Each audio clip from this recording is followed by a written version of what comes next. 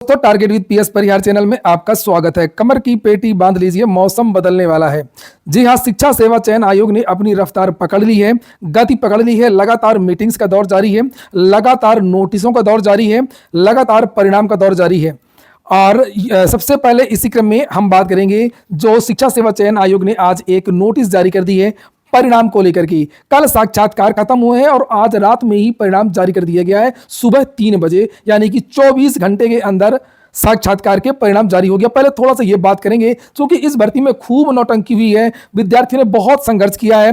14 साल का जो वनवास विद्यार्थियों का वो समाप्त हुआ है। तो थोड़ी सी तो बात करेंगे सरकार की कारगुजारियों की। उसके बाद हम बात करेंगे टीजीटी पीजीटी एग्जाम की एक बड़ी अपडेट है, एक नया पत्र जारी हुआ है। तो वीडियो को जल्दी से लाइक कर दें। जो नए छात्रों जिन्होंने इस चैनल को अभी तक सब्सक्राइब न किया हो और शिक्षक भर्तियों की तैयारी कर रहे हो तो सब्सक्राइब अवश्य कर लें। इस चैनल के द्वारा आप लोगों को ऑथेंटिक जानकारियां ही मिलेंगी और सबसे पहले मिलेंगी। ये एक भर्ती थी टीजीटी बायो 2011, आज से 14 साल पुरानी भर्ती है। इतना नाटक और इतनी नौटंकी किसी भर्ती में नहीं हुई होगी। यहां पर देख सकते हैं, इन छात्रों का संघर्ष मैंने देखा है, इनका धरना प्रदर्शन मैंने देखा है। एक युवा मंच के सक्रिय एक कार्यकर्ता यहां पर देख सकते हैं, प्रदीप चौधरी, ये बीच में खड़े रहे हैं।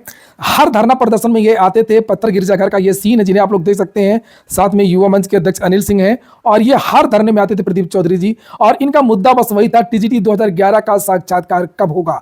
बहुत सारा संघर्ष इन छात्रों ने किया है। अच्छी बात यह है कि जो आज परिणाम जारी हुआ है उसमें प्रदीप चौधरी का चयन भी हो गया है और अब ये जो है शिक्षक बन गए हैं। और अभी तो ये इलाहाबाद हाई कोर्ट में प्रैक्टिस करने लगे थे। सारी उम्मीदें इन्होंने छोड़ दी थी कि अब नौकरी मिलेगी या नहीं मिलेगी। थोड़ा सा इस भर्ती का 1 मिनट में आप इतिहास देख लीजिए। ये भर्ती तो 2011 की थी। उसके बाद में 5 साल बाद इन विद्यार्थियों की लिखित परीक्षा होती है। ये बताइए, उत्तर प्रदेश में कितनी सरकारें आई, कितनी सरकारें गई। और लिखा है, हाई कोर्ट की सख्ती पर चयन बोर्ड ने 8 जनवरी 2023 को टीजीटी 2011 की लिखित परीक्षा का परिणाम तो घोषित कर दिया। और इसका परिणाम 16 का कब जारी हुआ, 2023 में। लगभग 7 साल बाद लिखित परीक्षा का परिणाम जारी होता है। 5 साल बाद इन विद्यार्थियों की परीक्षा होती है और उसके बाद में फिर इन विद्यार्थियों का अब साक्षात्कार हुआ कल। और बताइए, एक और नौटंकी इस भर्ती में हुई कि 83 पद थे और पद भी कम कर दिए गए परीक्षा के बाद में और केवल 35 पद कर दिए गए। नीचे यहां पर लिखा है कि 5 सितंबर को हुई पहली बैठक में ये इंटरव्यू हुआ। लिखा है एक बात और कि जब इंटरव्यू कराने का समय आया तो पता चला कि इनकी जो कॉपियां हैं, जो ओएमआर हैं, वो रद्दी वाले को बेच दिया था। शिक्षा सेवा चयन आयोग ने रद्दी वाले को बेच दिया। 5 साल बाद परीक्षा हुई और फिर लिखित परीक्षा हुई और इधर से न्यूज आई जब इंटरव्यू कराना था कि किसके कितने नंबर हैं, तो लिखा है कि उनके रिकॉर्ड ही रद्दी में बेच दिए गए।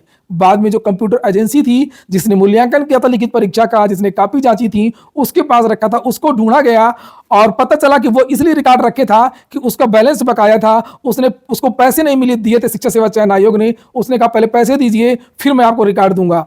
तब जाकर के इन विद्यार्थियों के रिकॉर्ड आयोग को प्राप्त हुए और फाइनली कल साक्षात्कार हुआ। फाइनली इन विद्यार्थियों के जो परिणाम है, प्रदीप चौधरी सहित बहुत सारे विद्यार्थियों का आज चयन हो गया। 14 साल का जो इनका वनवास था वो समाप्त हुआ। फाइनली ये जो विद्यार्थी हैं वो शिक्षक बन गए हैं।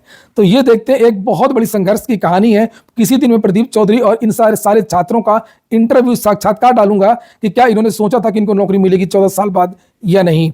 तो शिक्षा सेवा चयन आयोग ने ये देख सकते हैं, ये पूरा रिजल्ट नाम सहित यहाँ पर ये डाल दिया है। प्रदीप चौधरी ये देख सकते हैं आप लोग, ये पहले नंबर पर एससी कैटेगरी में है, ये पहले नंबर पर। एक और छात्र हैं भुवनेश्वर पांडे, यहाँ पर ये देख सकते हैं। बहुत सारे जो छात्र हैं, नंबर वगैरह सारा जारी कर दिया गया है सब। तो ये देख सकते हैं, जब आपके भाग्य में जो चीज़ें होती हैं वो मिल के ही रहती हैं और उसके लिए आपको मेहनत करना होता है, संघर्ष करना होता है। और इन विद्यार्थियों ने धरना प्रदर्शन किया, कोर्ट भी गए। और अब हम बात करेंगे टीजीटी पीजीटी एग्जाम की। ये भी एक बड़ी कहानी चल रही है उत्तर प्रदेश में। टीजीटी पीजीटी असिस्टेंट प्रोफेसर भर्ती की तरफ के लिए राजेश सचान ने आज सीएमयू की कोई पत्र भी लिखा है। इसको लेकर के मांग की है कि उआपो की जो स्थिति है उसको समाप्त किया जाए, आगे का ये बताया जाए कि कब एग्जाम होगा। और इस बीच में बांदा हरदोई के बाद में फिर से एक पत्र जारी हुआ है मैनपुरी से। 15 विद्यालयों से परीक्षा केंद्र मांगा गया, ये देख सकते हैं। कार्यालय जिला विद्यालय निरीक्षक मैनपुरी 28 नवंबर और आज है 30, आज से 2 दिन पहले का ये पत्र है, जिसमें ये विद्यालयों के नाम है। 15 विद्यालयों के नाम मैं नहीं लूँगा, आप देख लीजिए। करैल भी चर्चित रहा है, करैल चुनाव में, उपचुनाव में। और पत्र में क्या लिखा पहले ये देखिए, परीक्षा कब होनी है। शिक्षा सेवा चयन आयोग प्रयागराज के पत्रांकों 11 नवंबर 2024 उत्तर प्रदेश शिक्षा सेवा चयन आयोग द्वारा सहायक आचार्य प्रवक्ता समग्र प्रशिक्षित स्नातक शिक्षक के पदों पर चयन हेतु चयन का वो चयन है।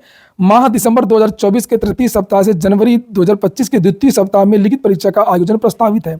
आयोग द्वारा उक्त तीनों परीक्षाओं को प्रदेश के मंडल मुख्यालय जनपद मुख्यालय पर प्रतिदिन 2 पाली में आयोजित कराए जाने पर विचार किया जा रहा है।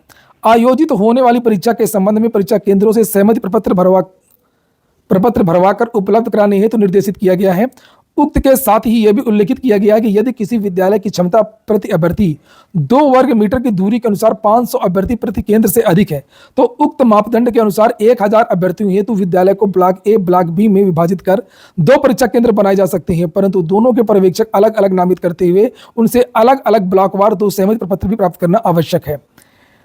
और ये भेजना कब तक है? लिखा है कि 29 एक दिन का ही समय दिया गया था। अतः उक्त के अनुपालन में उत्तर प्रदेश शिक्षा सेवा चयन आयोग हेतु सहमति प्रपत्र इस पत्र के साथ संलग्न इस आशय के साथ प्रेषित है कि आप इस संलग्न सहमति प्रपत्र उपरोक्तानुसार पूर्ण कर दिनांक 29 नवंबर कल तक अधो हस्ताक्षरित कार्यालय में मूल रूप से 2 प्रतियों में उपलब्ध कराना सुनिश्चित करें। और यहाँ पर 28 तारीख DIVOS की मुहर लगी है। तो भाई फुल तैयारी शिक्षा सेवा चयन आयोग की है। अब आप कहेंगे सर ये आप क्या कर रहे हैं?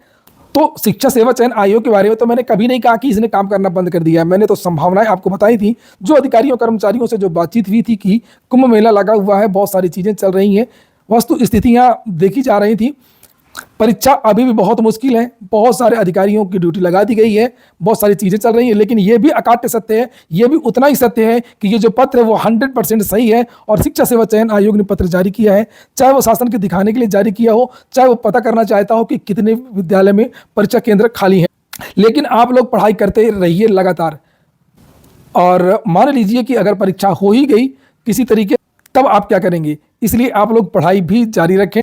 और परीक्षा केंद्रों की जो सहमति है वो मांगी जा रही है अलग अलग जिलों से। लेकिन सोचने वाली बात है कि परीक्षा केंद्र जब यहाँ पर ये मांगा गया तो इसमें डेट क्यों नहीं दिया है? डेट क्यों नहीं दिया है? बस ये लिखा कि तृतीय सप्ताह और द्वितीय सप्ताह यही सब लिखा हुआ है, लेकिन इसमें डेट नहीं मांगी गई है। और दिसंबर के केवल 1 महीने बचा है, कल से दिसंबर शुरू हो जाएगा। कब ये तारीख जारी करेंगे, कब ये एडमिट कार्ड जारी करेंगे, कब ये परीक्षा हो पाएगी? बहुत मुश्किल है परीक्षा हो पाना।